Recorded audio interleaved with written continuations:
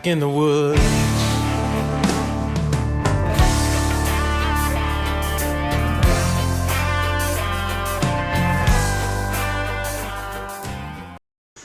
Morning guys, Dave Canterbury at the Pathfinder School. I thought what I'd do today is I had a lot of questions on the Danner boot video, and I've had questions in the past as well about how to care for your boots, what boots do I wear, things of that nature. There's actually several different brands of boots that I have worn. I have worn muck boots quite a bit. I wear a lot of muck boots in the wintertime and in wet environments. I'll wear muck edge waters if I'm just kicking around the edge of the water. I'm not going to submerge those boots because boots are only as waterproof as they are tall as far as that goes. But the other thing is I wear muck Arctic Pros a lot when I'm in a wintertime environment, deep snow and things like that. They've always been a really warm boot for me. Now I'm going to try some different boots out this year. I'm going to try some Danners out that I'll show you in a minute. But for generally kicking around the woods, I have worn a lot of boots like Bates boots, Wolverine boots. They've worn out over time very quickly, within about a year. I have a pair of Cabela's Guide Series boots that I've worn quite a bit, and they're still going strong. Of course, they're made in China.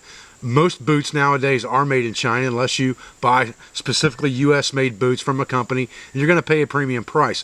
And we'll talk a little bit about why some of the things are made in China, and part of it's not due to money as much as it is technology. And we'll talk about that in a minute with these Danner pronghorns. But Danner boots, these Danner pronghorns here have been all over the world. They've been a good boot for me. I've had them for around 3 years, and they're still in pretty good shape. There's no rips or tears in them. The lining's still good on the inside, and these are a China-made boot. The Danner pronghorn is now made in China, the GTX. It's got a toe guard and a heel guard on it. The sole of this boot is the reason that this boot is made in China. If you look at a boot when you walk into any store and you see a welded sole, in other words, that sole is glued onto the boot itself and not necessarily stitched all the way around. You can see this one's stitched here, and it's got some stitching here, but it's welded on the front, and it's welded along the side right here where this plate comes up onto the side. And that comes from sneaker technology from overseas. And they have the technology over there to weld those soles onto the material better than we have in the US, or at least the technology is very expensive to bring to the US, so people choose to use factories in China to make their shoes. Now, I did talk to the guy at Danner extensively about that, and what he told me was that the companies in China, the manufacturing companies, have different ratings. They have like an A rating, a AA rating, a AAA rating, and so on, depending on how good their quality and service is. And Danner only uses AAA rated companies to do manufacturing in China.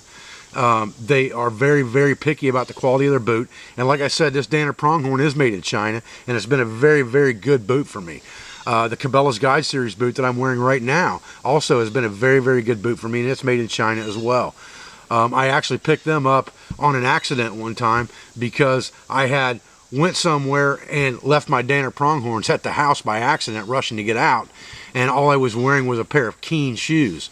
So I needed a pair of boots, and I ended up buying those Cabela's Guide Series boots out of Cabela's for that trip, and they broke in really well, and they've worn really well since. They don't have a lot of insulation in them, so they're a very comfortable boot to wear even in hotter type weather. This pronghorn boot is 200 grams of insulation in this thing, Thinsulate, so it's a little warm for hot weather environments, but in the, in the spring, in the fall, in the winter, it's a decent boot up until it gets really, really cold. I'm going to try out a different pair. I'll show you in a few minutes. So let's come back to boot care, because we're going to demonstrate that boot care on these pronghorns to get them ready for the fall. The other two pairs of boots that I'm trying right now are both Danners. One of them is a Wellington boot, and this is it right here, and it's a full, just a slip-on boot. And I got this boot, and again, you can see it's got a welded sole, so it is made in China.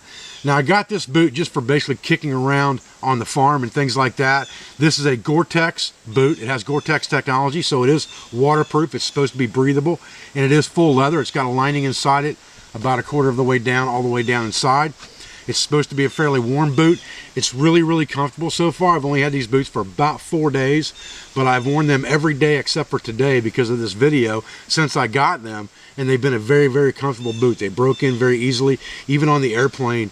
Coming back from Portland, when your feet swell up and your legs swell up on a plane, they didn't get so tight that they were uncomfortable. So they're a very nice boot. I'll show you the other one. And this is, like I said, this is a Wellington style boot. But like I said, it's real comfortable. It's easy to get on and off. It's got a nice sole on it for kicking around the farm and things like that. This would not be a sole that I'd want to use necessarily for a hunting boot and things like that. But it's got good traction on it. They're oil resistant, slip resistant, things like that. If you're wearing them around a factory to work in or something like that, these would probably be a good choice. The boot that I chose to try this winter, I took the recommendation from the guys at Danner. I wanted to try what they consider one of their best US made boots. And this boot is the Canadian boot, and it is a 10-inch boot. I have not broken these in yet. I've only tried them on. It's a 10-inch full leather boot. The sole is sewed completely all the way around. Good indicator that it's probably made in the US. It's got a made in the US tag right on it. This has got 600 grams of lined insulation inside of it. It's supposed to be a very, very, very warm boot. It has new sole technology on it with these knobs on it. It's a very heavy duty sole. It's going to give you a lot of grip when you're climbing and things like that. I tried these things a little bit on their terrain tester out there, and it gave me a lot of grip, but the true test will be this winter in the snow and in the woods, things like that. But I was assured, and I'm very, very partial to a Vibram sole, and these are not Vibram soles, but I was assured that if I wear these things out, I'm more than welcome to send these in to get Vibram soles put on them. So this is a very nice looking pair of boots. They're high, they're heavy duty, they're not going to wear out, you know, they're leather, and you saw the refurbishing that Danner does. I have every confidence in the world that once I beat these things up until they can't take it anymore in the soles, the leather will still be going strong as long as I take care of them, and I'll just send them back to Danner for refurbishment. So let's talk real quick then about taking care of your boots, because I think that's an important question as well. I think you're going to find a lot of opinions about boots are very similar to that of opinions on knives and guns, and everybody's favorite boot is their best boot. You know, it's the best boot there is, and I think that boots in general fall into the same category as knives and guns. When people say what's the best one to have, it's probably the one you have in a situation where you need it.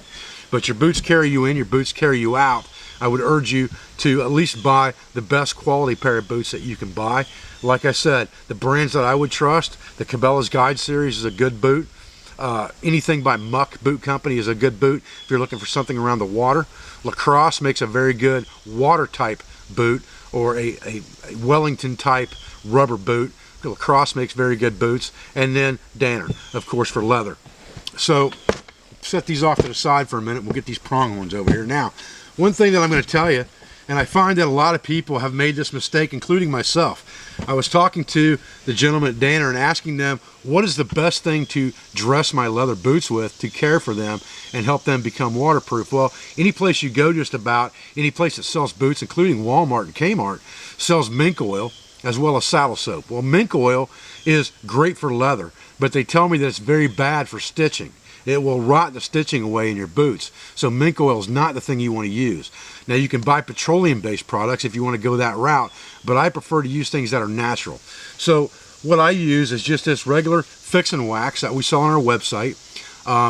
It's called Fix and Wax because it's good for about everything. It's made with beeswax, it's made with animal fat, and it's made with vitamin E. It doesn't go rancid, it doesn't go bad, it lasts forever. It's good for lubricating and caring for anything from leather to metal to canvas and things like that. It will help you waterproof your canvas. And all I do with this stuff is take it and just rub it on really, really good. And you can see it, it's very, very soft. It's not as soft as like a paste would be, but it's soft enough that you can definitely get it into the fabric. And what I'll do is I'll just take this old muslin bag here and rub it into the fabric real good, or into the leather real good, excuse me.